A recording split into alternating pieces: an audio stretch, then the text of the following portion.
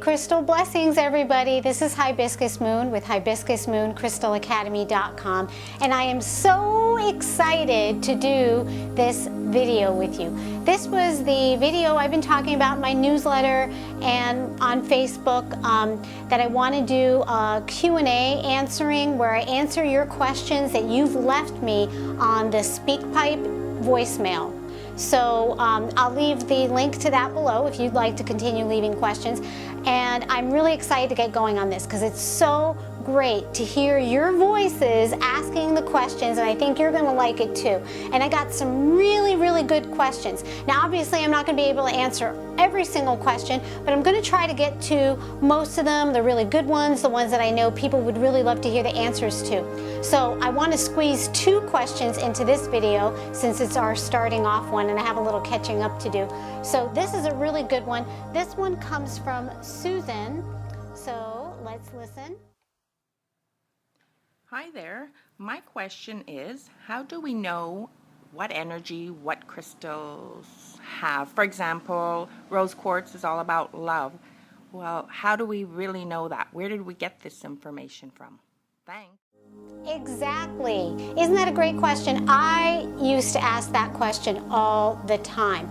Where does this information come from that we have in all these books, right? Sometimes the authors don't disclose where the information comes from. They just list a whole bunch of crystals and they tell us what the properties are, and that's that.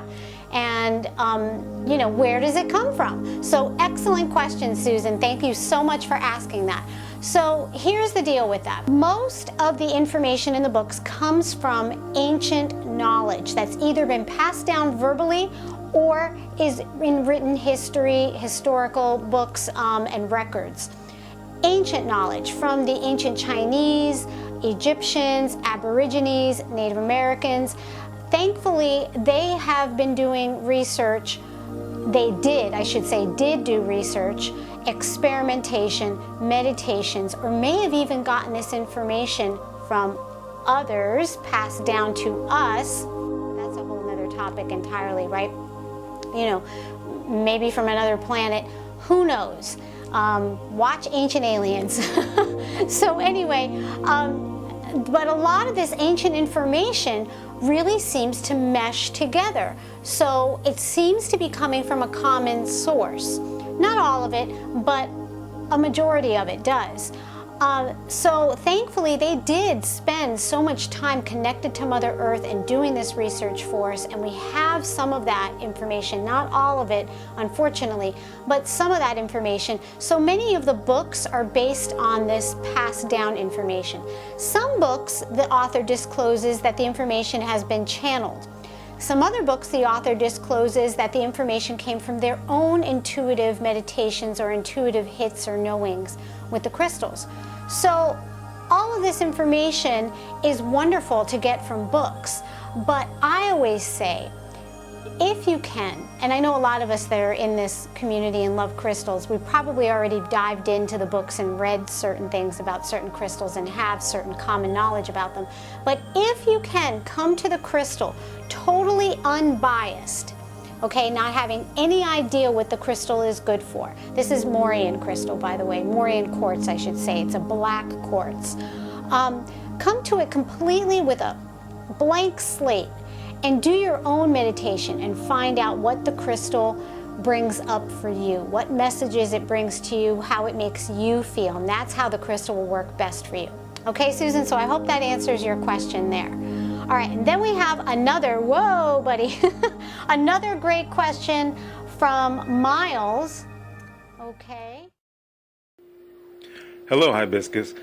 My name is Miles Alexander, and I'm curious. I've seen you, as well as other people, use crystals for divination, you know, a crystal hanging at the end of a chain or a string or whatever, and ask it a yes or no question.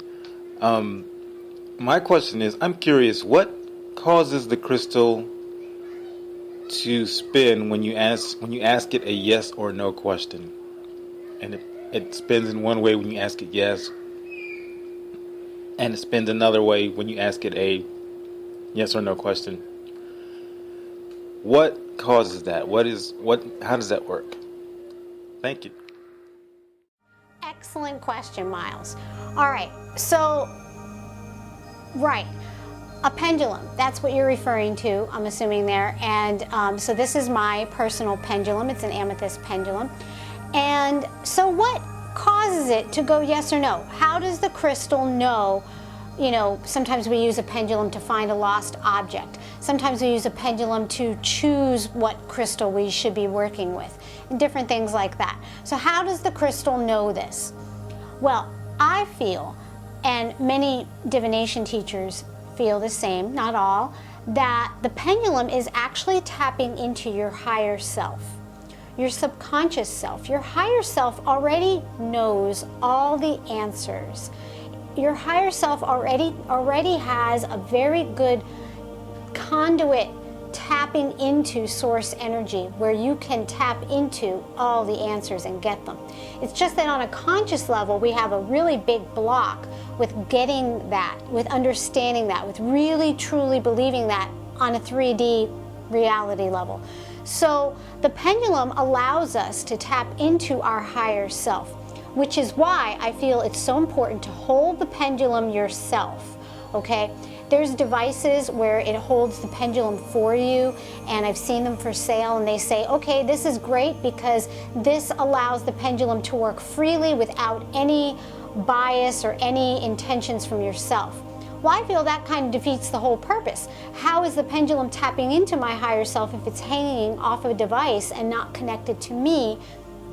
You know, it can be sort of connected, but this is a much better connection. So in reality, you are moving the pendulum with your energies. I don't feel you're actually moving it around with your hands, but with the energy that's flowing through your body and that connection you're making with the pendulum, your higher self, your subconscious level is actually what's bringing your answers that you already know to your conscious level. So I hope that makes sense for you, Miles, and enjoy working with the pendulum and figuring all that out. And they are a ton of fun. So have a ball, have a blast working with it. All right, guys, so that's it for today. I hope you enjoyed that. Namaste. Bye.